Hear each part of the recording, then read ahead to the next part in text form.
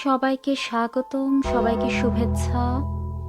প্রহর শেষের আর্তনাদ এপিসোড নাম্বার 3-তে আমি আপনাদের অ্যাঙ্কার বিনতে বরাবরের মতো চলে এসেছি ঠিক রাত 11টায়। আমি আশা রাখি আপনারা যেখানে আছেন ভালো আছেন। যদিও বিশ্বব্যাপী যে মহামারী কোভিড-19 অনেকগুলো রাষ্ট্রে অনেক ধরনের ক্ষয়ক্ষতি ছড়িয়েছে, কিন্তু তারপরও আমরা আপ্রাণ চেষ্টা করছি সবাই মিলে এই মহামারী থেকে কিভাবে করে আমাদের দেশ, আমাদের পৃথিবী বাঁচানো যায় সেই চেষ্টায় আমরা প্রতিনিয়ত কাজ করে যাচ্ছি। তাই আমি আশা রাখি আমরা খুব শীঘ্রই এই বাজে পরিস্থিতি মোকাবেলা করে আবার উঠে দাঁড়াতে পারব। আপনারা যারা এখনো পর্যন্ত আমাদের ইউটিউব চ্যানেল প্রহর শেষ সাবস্ক্রাইব করেননি, তারা প্লিজ সাবস্ক্রাইব করুন এবং বেল আইকন প্রেস করে রাখুন, যাতে করে আমাদের যে কোনো আপডেট আপনাদের কাছে পৌঁছে যায় সাথে সাথেই। তাহলে চলুন শুরু করা যাক আজকে আমাদের এই এপিসোড।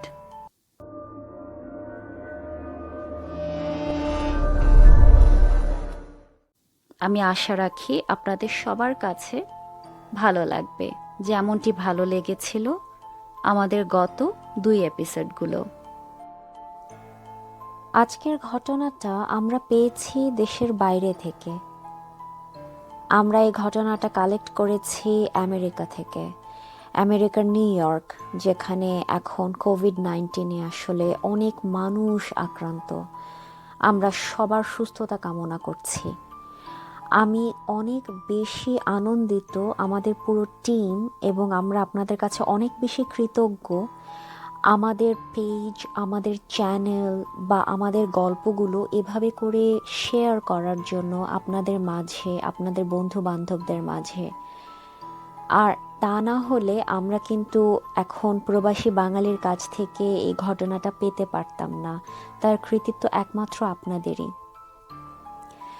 আমেরিকার নিউ ইয়র্ক থেকে যিনি আমাদের ঘটনা পাঠিয়েছেন, ওনার নাম হচ্ছেন শেখ রাসেল। উনি বর্তমানে আমেরিকাতে পড়াশোনা করছেন। উনি ওনার ইউনিভার্সিটির নামটি আমাদেরকে জানিয়েছেন, কিন্তু সেটা প্রকাশ করতে মানা করায় আমরা তার ইউনিভার্সিটির নামটি প্রকাশ করছি না। রাসেল, আপনাকে অসংখ্য ধন্যবাদ অত দূর থেকে আমাদেরকে সাপোর্ট করে যাওয়ার জন্য।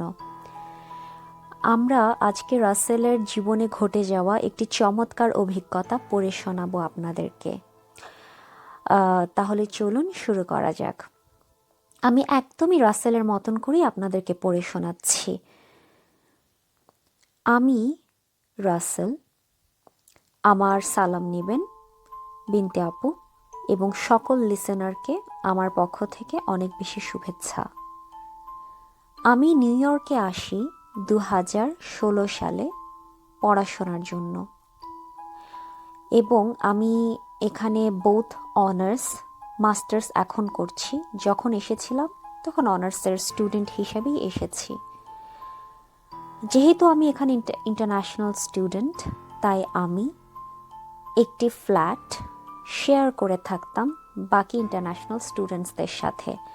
হস্টেলে 1 সেমেস্টার থাকার পর যখন দেখলাম প্রাইভেট হাউজিং আমার জন্য বেশি অ্যাফোর্ডেবল, তাই আমি প্রাইভেট হাউসে শিফট হয়ে গেলাম। বাড়িটি একটি রোমানিয়ান বুড়ির ছিল, একজন বৃদ্ধা মহিলা, যিনি কিছু ইন্টারন্যাশনাল স্টুডেন্টকে তার একটি ফ্ল্যাট ভাড়া দিয়ে দেয়।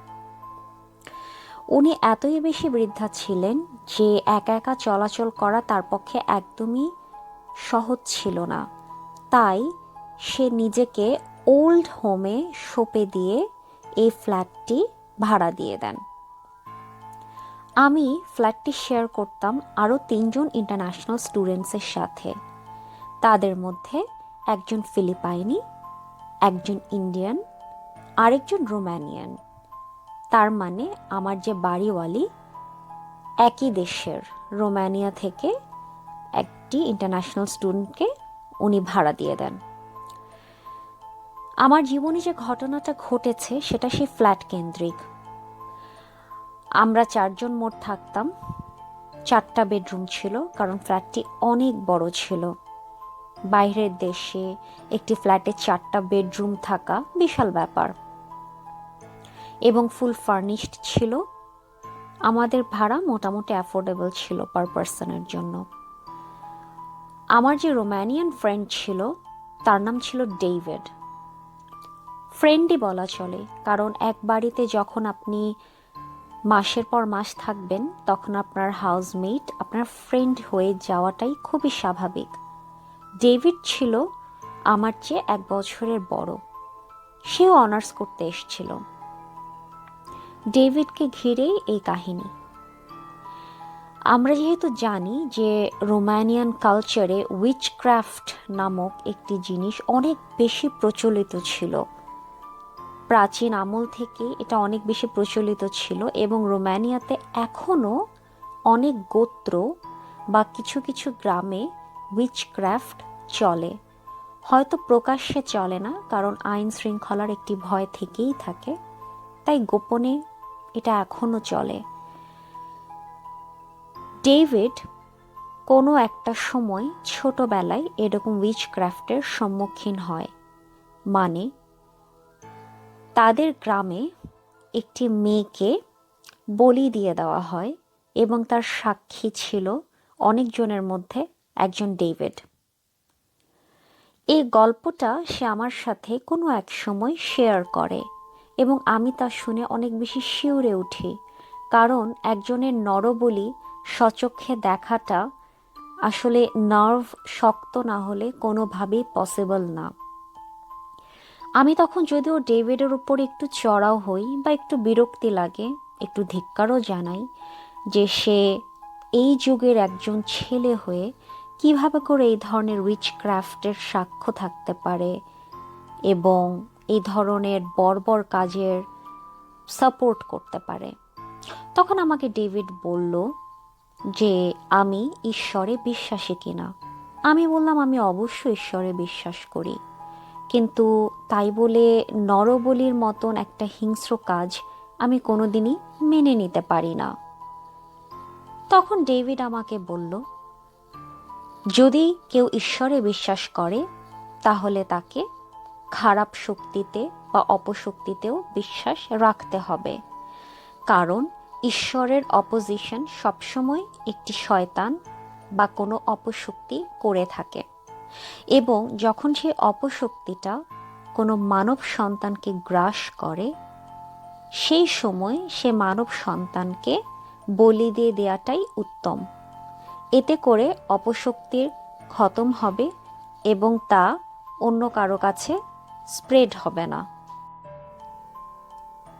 যদিও তার এই যুক্তি আমার কাছে বিন্দুমাত্র পছন্দ হয়নি, কারণ আমি নিজে খুবই প্র্যাকটিক্যাল একজন ছেলে। তারপরও তার সাথে আমি তৎক্ষণাৎ কোনো তর্কে জড়ালাম না, কারণ আমরা সবাই কম বেশি ব্যস্ত থাকি, যেহেতু নিজেদের করে খেতে হয়, টিউশন ফিজ নিজেরাই আর্ন করি সেখানে, তাই এক এক সময় এক একজনের কাজ থাকে। আমি সেই রাতে নিজে নিজে একটু পড়াশোনা করলাম এই ব্যাপারটার ওপর, যে এটা কতখানি যুক্তিশীল একটা জিনিস উইচক্রাফট, যেটা এই রকম একটা যুগেও ফলো করা হচ্ছে ইউরোপীয় কোনো দেশে। আমি যখন এগুলা নিয়ে একটু পড়াশোনা করলাম তখন নিজের মধ্যেই একটা অস্থিরতা কাজ করছিল যে এও কি সম্ভব। খুব ইচ্ছে হচ্ছিল আমি ডেভিডকে ডেকে আনি নিজের ঘরে এবং তার সাথে এই ব্যাপারটা বিস্তারিত আলোচনা করি, কিন্তু সেই রাতে সেটা সম্ভব হয়নি। কেন জানি সাহসে কুলোচ্ছিল না। আমি যখন ডেভিড থেকে এই ব্যাপারটি জানতে পারি তারপর থেকে আমার তাকে একটু ভয় হতে লাগে, কারণ এটা তো যে সে ব্যাপার নয় নিজের চোখে একটি মেয়েকে খুন হতে দেখা, অবশ্যই আমি এটাকে খুনই বলবো, কারণ ডাইনি ভেবে একটা মেয়েকে কোনো একটা গোত্র যখন খুন করার সিদ্ধান্ত নেয় বা পৃথিবী থেকে জোরপূর্বক তাড়িয়ে দেয়, সেটা আমার চোখে আর যাই হোক একটা খুব বাজে ধরনের মার্ডার ছাড়া আর কিছুই নয়। আমি রোমানিয়ান কিছু রিচুয়ালস নিয়ে পড়াশোনা করলাম।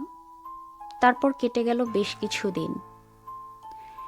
একদিন ডেভিডের সাথে আমাদের কিচেনে, যেহেতু আমাদের শেয়ার্ড কিচেন, কোনো এক কথায় কথায় আমাকে সে বলে ফেলল যে এই উইচক্রাফটটা যেদিন সে নিজ চোখে দেখেছে সামনাসামনি, তারপর থেকে তার চোখের যে মণি থাকে সে মণির রংটা অনেকখানি বদলে গেছে। আমি রান্না করছিলাম, কিন্তু তার এই কথাটা আমার এতই আশ্চর্যজনক লেগেছে যে কিছুক্ষণের জন্য আমি কোনো ভাষা খুঁজে পাচ্ছিলাম না বা কোনো কথা খুঁজে পাচ্ছিলাম না যে তার প্রত্যুত্তরে কি বলা যায়। আমার সেই ভ্যাবাচ্যাকা খাওয়া চেহারা দেখে ডেভিড আঁচ করতে পারল যে আমার মনের ভেতর কি চলছে। ডেভিড আমাকে বলল যে তার চোখের মণি যে রং, তার চোখের মণি আসলে একটু গাঢ় সবুজ রঙের। এই রংটা নাকি আগে ছিল না, তার চোখের মণির রং নাকি আরো হালকা ছিল। আমি তখন তাকে জিজ্ঞেস করলাম কেন, এমনটা হওয়ার কারণ। সে আমাকে উত্তর দিল, যে মেয়েটিকে পুড়িয়ে মারা হয় সেই মেয়েটির চোখের রঙও অবিকল গাঢ় সবুজ ছিল। মেয়েটির হতভম্ব তার অসহায় চেহারা ডেভিড নাকি এখনো ভুলতে পারে না।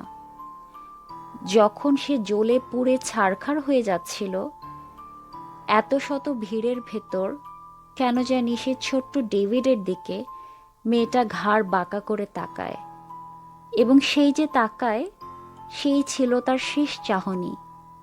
ডেভিড বলে তার চোখের মণিগুলো নাকি এখনো তাকে তাড়া করে বেড়ায়, সে এখনো সেটা ভুলতে পারে না। আর তারপর থেকেই খুব আশ্চর্যজনকভাবে ডেভিডের চোখের মণির রঙও সে মেয়ের মতনই ধারণ হয়। আর যাই হোক, সেই দিন আমার রান্না হলো না, কারণ আমি কেন জানি এই কথাগুলো নিতে পারছিলাম না। হঠাৎ মনে হলো হয়তো আমার ফ্রেন্ড আমার সাথে খুব বাজে ধরনের দুষ্টুমি করছে, এবং আমি একটা টাইমে খুব রেগে গেলাম। খুব রাগ হলো ডেভিডের ওপর যে এটা কি ধরনের প্র্যাকটিক্যাল জোক, এবং আমি তাকে আরও জেরা করলাম। কিন্তু সে আমাকে আশ্বাস দিয়ে বলে সে এক বিন্দু মিথ্যা কথা বলেনি। তারপর থেকে এই রোমানিয়ান রিচুয়ালের ব্যাপারে আমার ইন্টারেস্ট আরও শতগুণে বেড়ে গেল, এবং আমি তাকে জিজ্ঞেস করতে থাকলাম যে সে যদি এই ব্যাপারে আরও কিছু জানে আমাকে যাতে বলে। কেন জানি সে যখন কথা বলে তখন আমি একটা মোহের ভিতরে থাকি। আবার মাঝে মধ্যে মনে হয় হয়তো ডেভিড এক ধরনের হিপনোটিজম জানে, না হলে তারই আজগুবি কথা আমিই বা কেন বিশ্বাস করব। আবার না বিশ্বাস করেও পারি না। মনে হয় তার কথাগুলো আমি যখন কানে শুনি আমার চোখের সামনেও সে ধরনের দৃশ্য আমি দেখতে পাই। প্রিয় শ্রোতা, আমি একটু গল্প পড়া থামাচ্ছি আপনাদের একটা জিনিস মনে করিয়ে দেওয়ার জন্য, যে আপনাদের নিজস্ব যদি কোনো স্টোরি থেকে থাকে বা কোনো ঘটনা আপনাদের জীবনে ঘটে থাকে যা কোনো ধরনের ব্যাখ্যা আপনারা পাননি, বা আপনাদের আশেপাশে পরিচিত কারো জীবনে যদি ঘটে থাকে, আপনারা আমাদের সাথে সেই কাহিনী শেয়ার করুন। আমরা আপনার পাঠানো গল্প অবশ্যই পড়ে শোনাবো এবং শোনানোর চেষ্টা করব। আমাদেরকে আপনাদের কাহিনী পাঠানোর ঠিকানা প্রহর শেষের আর্তনাদ @gmail.com। ইমেল করতে পারেন এই ঠিকানায়, অথবা যদি মনে করেন যে না ইমেলের চেয়েও আপনারা কোনো সহজ উপায়ে আমাদের সাথে যোগাযোগ করতে চান, তাহলে আমাদের ফেসবুক পেজে যে মেসেজ অপশনটি আছে আপনাদের ভয়েস রেকর্ড করে পাঠিয়ে দিন। আমরা সেটাই প্রচার করব। ঠিক আছে, তাহলে এখন আবার আমি ইমেলটা পড়ি। আমি একটু দুঃখিত আপনাদের আসলে পড়ার মাঝখানে ইন্টারাপ্ট করার জন্য। আমার কাছে যতই মনে হচ্ছিল যে ডেভিডের হিপনোটিজমের একটা পাওয়ার, আবার অপর পাশে আমি আপ্রাণ চেষ্টা করছিলাম এই জিনিসটার একটা সলিড ব্যাখ্যা দেবার জন্য। যদিও ডেভিড নিজে থেকে এই ব্যাপারটা নিয়ে আমার সাথে আসলে কথা বলতে আগ্রহী তেমন একটা ছিল না, আমি নিজেই তাকে একটু প্রেশার ক্রিয়েট করা শুরু করলাম যাতে আমি এই কাহিনীটা আরও কাছ থেকে অনুভব করতে পারি। আমরা বিভিন্ন গল্পের বইতে বা সিনেমা নাটকে বা ভূতের কোনো গল্পে সবসময় শুনে এসেছিলাম উইচক্রাফটের কথা, কিন্তু এখন যেহেতু আমার কোনো এক বন্ধু পাওয়া গেল যে স্বচক্ষে এটা দেখেছে, আমি সেই চান্সটুকু হারাতে চাচ্ছিলাম না। আরেকদিন আলাপ হচ্ছিল ডেভিডের সাথে। সে আমাকে একটা কথা বলে যেটা আমাকে খুব ভাবিয়ে তোলে। সে আমাকে বলল তার কাছে নাকি প্রতিনিয়ত মনে হয় সেই মেয়েটি যাকে হত্যা করা হয়, সেই মেয়েটির কোনো একটা অভিশাপ ডেভিডের জীবনে আছে এবং পরবর্তীকালে সে অভিশাপটা খুব ফলাভাবে দেখা দিবে। তখন জিজ্ঞেস করলাম এ ধরনের চিন্তা করার কারণটা কি? ডেভিড বলল, কারণ শেষ চাহনিটা আমার দিকেই ছিল। তাদের গুরুজনরা বলতো উইচক্রাফটের সময় যখন কেউ মারা যাবে তার শেষ চাহনি যে লোকের দিকে হবে সেই লোকের জীবনে কোনো কিছু না কিছু অবশ্যই খারাপ ঘটতে পারে, কারণ মৃত্যুর সময় চোখ দিয়ে সেই ইভিল স্পিরিট বা শয়তান বা শয়তানের যে দেবতা সে বেরিয়ে পড়ে এবং প্রথমেই তার চোখের দৃশ্যটা যে দেখে বা শেষ মুহূর্তে যে দেখে তার জীবনে নাকি নেমে আসে কোনো ভয়ঙ্কর দুর্ঘটনা। ডেভিড আমাকে জানালো সে মাঝে মধ্যে এটা নিয়ে খুব চিন্তা করে, যখন সে রাতে ঘুমোতে যায়, যখন সে চোখের পাতা বন্ধ করে, তখনই তার মনে হয় হয়তো আমি আর কোনোদিন ঘুম থেকে উঠব না, কারণ সেই পিশাচিনী বা সেই শয়তানের আত্মা আমার খুব বাজে ধরনের ক্ষতি করবে, আমার জীবনটাও নিয়ে যেতে পারে।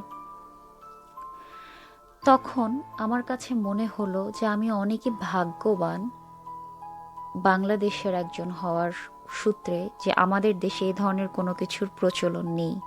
থাকলে হয়তো তাকেও কোনো না কোনো দিন এটা দেখতে হতো এবং এই ধরনের একটা ভয় নিয়ে তাকেও সারা জীবন বসবাস করতে হতো।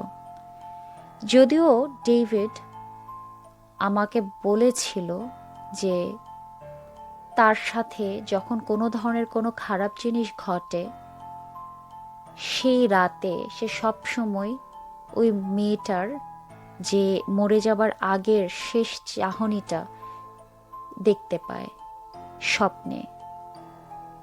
তার মানে তখনই সে বুঝে যায় যে হ্যাঁ, তার জীবনে যত খারাপ কিছু ঘটবে বা ঘটছে এটা সেই অপদেবতা বা শয়তানের শক্তিরই একটা অভিশাপ। ডেভিড বলেছিল তার নিজেকে নাকি খুব বাজে ধরনের অভিশপ্ত একজন লোক মনে হয়, কিন্তু জীবনের এই কঠিন সিক্রেট সে কোনোদিন কারোর সাথে শেয়ার করেনি, শুধু একমাত্র আমার সাথে করেছে।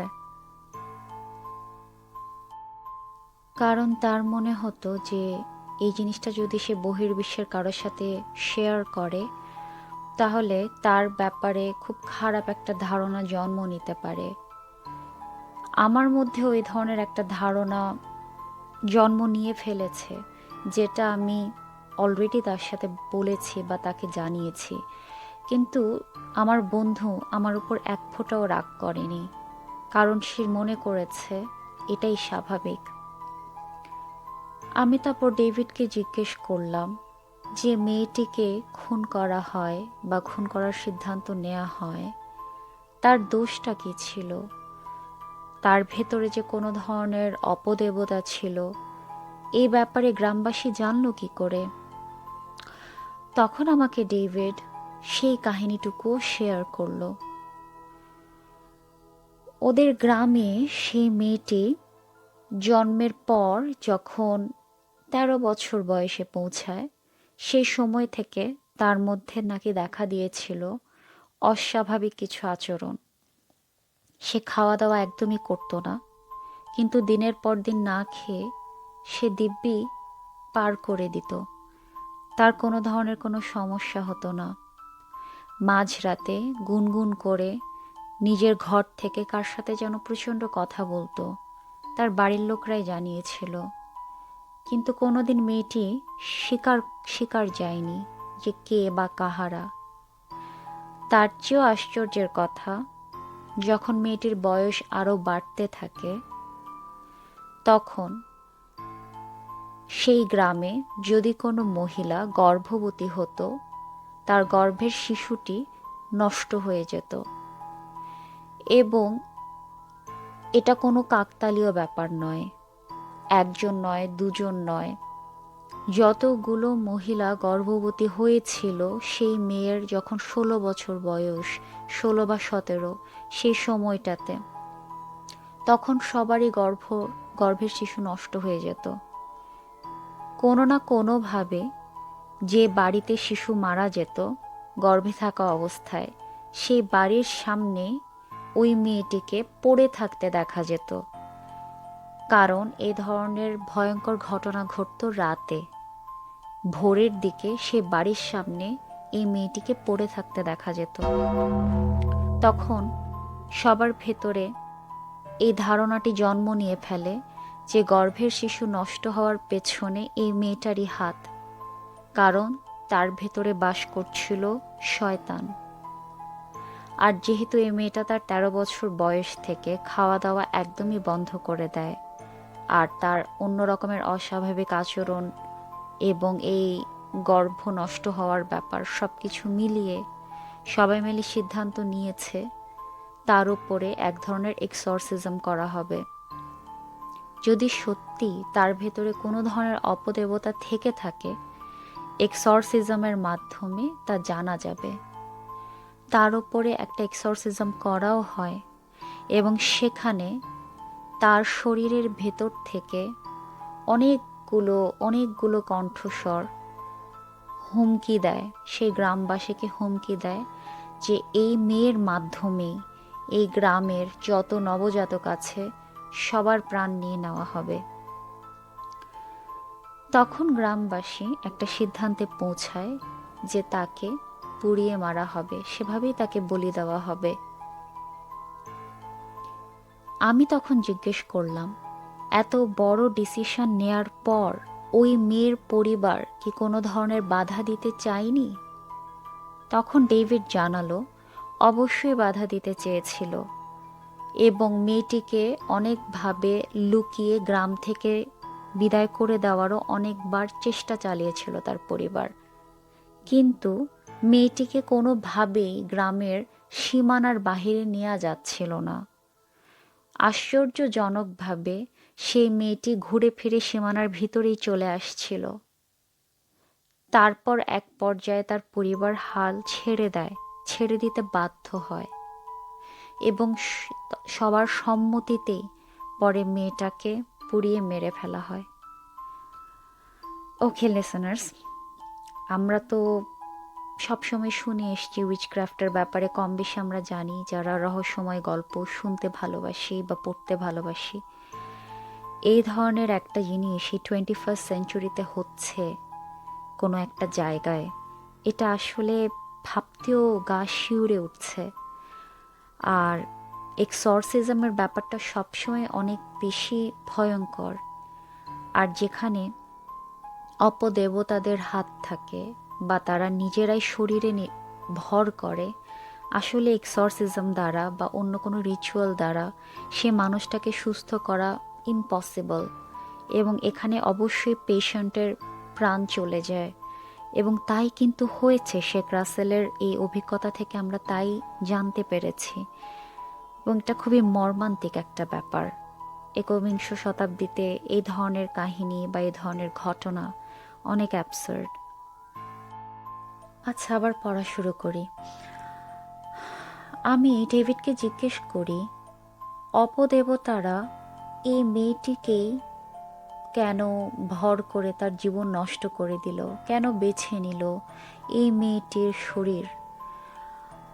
তখন আমাকে সে উত্তরে বলে, তাদের গ্রামে একটি কথা প্রচলিত আছে যে শিশুর জন্ম হবে চন্দ্রগ্রহণে, তার দেহের ওপরে লোভ থাকবে অপদেবতাদের। যে মেয়েটিকে উইচক্রাফটে মেরে ফেলা হয়, খুব সম্ভবত তার জন্ম হয়েছিল কোনো এক চন্দ্রগ্রহণের। তাই তার জীবনের এত নির্মম একটা পরিহাস তাকে পেতে হয়েছে। অবশ্য এই উইচক্রাফটের ব্যাপারে আমি তার মুখ থেকে এরপরে আর কিছু জানতে পারিনি। আমার কাছে কেন যেন মনে হচ্ছিল যে ডেভিডের আরও অনেক কিছু বলার ছিল, যা সে আমাকে বলেনি। কেন বলতে চায়নি, এটা একমাত্র সেই বলতে পারবে। আমি কোনো কিছু আন্দাজ করতে পারছিলাম না। সে আমাকে ছোট একটা কথা বলেই তার কাহিনী শেষ করলো। সে আমাকে বলল, কোনো একদিন সে হারিয়ে যাবে কোনো একটা না ফেরার দেশে। তার মৃত্যু হবে না, সে জীবিত অবস্থায় পৃথিবী থেকে বিদায় নেবে। কোনোদিন যদি সে হারিয়ে যায়, তাহলে আমি যাতে ধরে নিই যে অভিশাপের জন্যই তার জীবনে এরকম একটা দিন এসছে। এখন আমাদের গণযোগাযোগ মাধ্যম আছে, আমরা কিছু সোশ্যাল ওয়েবসাইট ইউজ করি, ফেসবুক তাদের মধ্যে অন্যতম। ডেভিড এখনও আমার ফেসবুক লিস্টে আছে এবং সে আমাকে বলেছে যদি তার কোনো কিছু হয়ে যায়, ভালো খারাপ, বা সে যদি না ফেরার দেশে চলে যায়, সে গণমাধ্যমের জানতে পারবে। তাই আমি তাকে জিজ্ঞেস করলাম যে কেন তুমি না ফেরার দেশে চলে যাবে, কেন তোমার কাছে এমনটা মনে হচ্ছে? উত্তরে ডেভিড আমাকে বলল যে যেহেতু চাহনির শেষ অংশটুকু সে দেখেছে এবং অপদেবতাদের কোনো একটা অভিশাপ তার মধ্যে আছে, তার রেহাই নেই, সে হারিয়ে যাবে কোথাও। আর এই নিয়ে অবশ্য সে আমার সাথে কোনো কথা বাড়ায়নি, কিন্তু তার এই কথাটা শুনে আমার গায়ে কাঁটা দেয় যে এই ছেলেটি কিভাবে করে একদম নর্মাল জীবনযাপন করতে পারে এত ভয়ঙ্কর একটা জিনিস জানার পরেও। তারপর আমার অনার্স শেষ হয়ে যায়, আমি সেই বাসাটাও ছেড়ে দেই। ডেভিডের সাথে এখনও টুকটাক আমার ফেসবুকে যোগাযোগ হয়। আমি তাকে জিজ্ঞেস করি মাঝে মধ্যে দুষ্টামির ছলে যে কবে আসবে সেই দিন, কোনো ইঙ্গিত কি সে পাচ্ছে কিনা। আমি সবসময় হালকা করার জন্য চেষ্টা করি এই ব্যাপারটা, কিন্তু ডেভিড উত্তর আমাকে কোনোদিন কিছু বলে না, সে প্রশ্নটা এড়িয়ে যায়। আমার কাছেও কেন জানি মনে হয় মাঝে মধ্যে যে একদিন সত্যি সত্যি উঠে দেখব ঘুম থেকে তার ফেসবুক অ্যাকাউন্টে শেয়ার নেই, বা সে সেই অ্যাকাউন্টটা ইউজ করছে না, কারণ সে চলে গেছে অন্য কোথাও। সব কিছুই রয়ে যাবে, তার ব্যবহার করার সব জিনিস রয়ে যাবে, পার্থিব সমস্ত কিছু, খালি সে থাকবে না।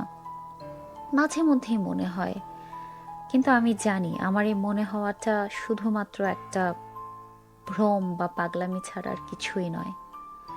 এটাই ছিল আমার ঘটনা। আমি জানি না এই ঘটনাটা কেমন লাগবে, কিন্তু যদি ভালো লাগে অবশ্যই প্রচার করবেন। আর আমি এই ঘটনার আপনাকে পাঠিয়েছি, সাথে আমি আমার সেই বন্ধুর একটা ছবিও পাঠিয়েছি। তার আশ্চর্য রকমের চোখের মনির রং, যতটুকু সে বলেছিল যে এটা চেঞ্জ হয়ে গেছে, আগে এমনটা ছিল না।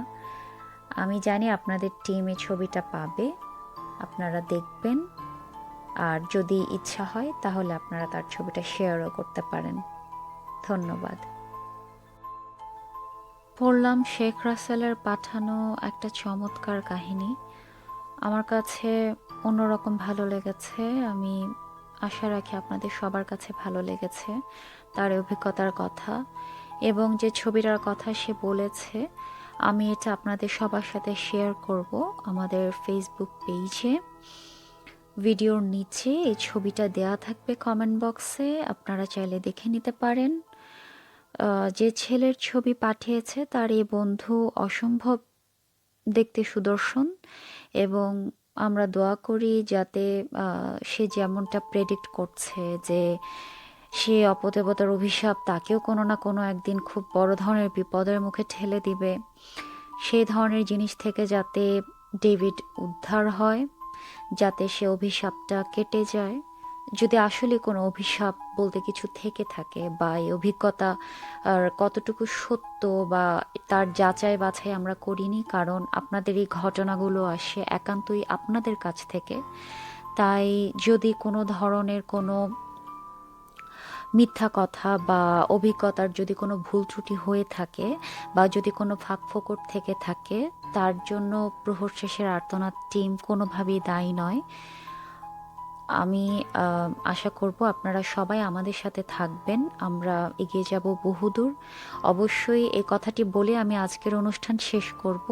আপনারা আমাদের ইউটিউব চ্যানেল প্রহর শেষ সাবস্ক্রাইব করুন, বেল আইকন প্রেস করে রাখুন, সবসময় আমাদের সাথে থাকুন, আমাদের আপডেটসগুলো শেয়ার করতে থাকুন, যাতে করে আমরা পৌঁছতে পারি আরও অনেক অনেক মানুষের মাঝে। এবং আপনাদের নিজস্ব যদি কোনো ধরনের এক্সপিরিয়েন্স থেকে থাকে বা কোনো ঘটনা আমাদের সাথে শেয়ার করুন প্রহর শেষের আর্তনাদ@gmail.com। ইনস্টাগ্রামে আমাদের লাইক করুন, সমস্ত লিংক আমরা আমাদের ফেসবুক পেজে দিয়ে রাখি। আর আপনারা যদি আমাদের সাথে লাইভে যুক্ত হতে চান সেই ব্যাপারটিও আমাদেরকে ইমেল করে বা ফেসবুকে মেসেজে জানাবেন। আর যত পারেন আমাদের সাথে ঘটনা শেয়ার করবেন, আমরা তা পৌঁছে দিব আরও বাকি সবার মাঝখানে। তাহলে আজকে এতটুকুই, আপনারা অপেক্ষা করবেন আশা করি আমাদের আগামী পর্বের জন্য। যে যেখানে আছেন সবাই ভালো থাকবেন। শুভরাত্রি।